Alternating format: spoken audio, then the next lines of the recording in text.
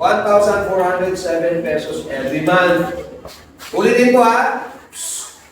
1,407 every month ang babayaran, pero hindi ko pa nabayaran monthly. Alam niyo kung bakit? Kasi kung meron ka ng pamilya, may mga anak ka, hindi mo priority yung pambayad sa bahay. Priority mo yung needs ng mga anak mo. Kaya, pag hindi ka nakabayad ng 2 years, i-restructure yan. Ano ibig sabihin ng restructure? Ibig sabihin ng restructure, pakuntiin ang number of years ng pagbayad mo, itataas yung babayaran mo monthly, yung binayaran mo before, mawawala yun. Yan yung tawag na restructuring. Hindi mawawala sa iyo ang bahay mo. Pero, pakuntiin yung number of years, imbis na 25 years, maging 20 years na lang. Tapos, lalakihan yung monthly na babayaran mo. Okay?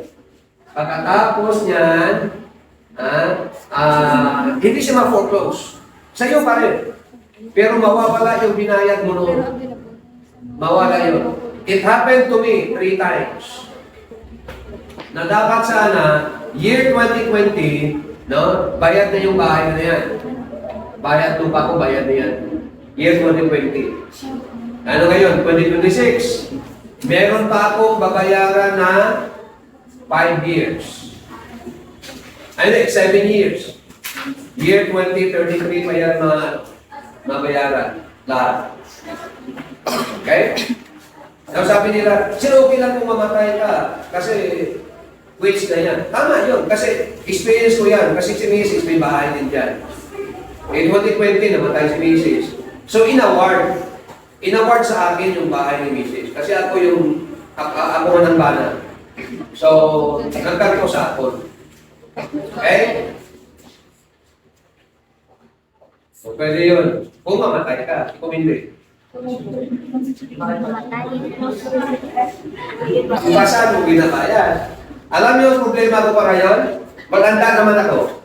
Halimbawa, darating ang 2033, fully paid mo siya. Matanda na ako. I am already 73 on that time.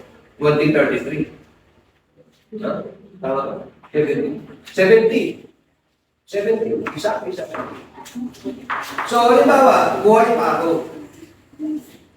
Okay? Sa akin pa yung property. Kung mamatay ako. Kung mamatay ako, yung mga anak ko kawawa. Kasi, ang properties ko, inherited ng anak ko. You understand? Inherited nila. Kapag inheritance, merong babayaran yan. Anong babayaran ng mga anak ko? Estate tax. And estate tax is, or inheritance tax. Estate tax, inheritance tax. Isa lang yan.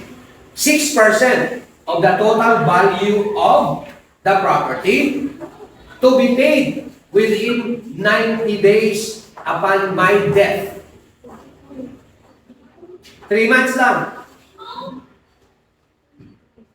Ang bibigay sa iyo ng government. Kapag hindi mo nabayaran, within 3 months, lalaki na lalaki ang interest.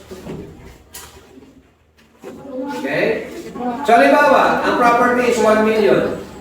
6% ng 1 million, magkano yan? That's 16,000.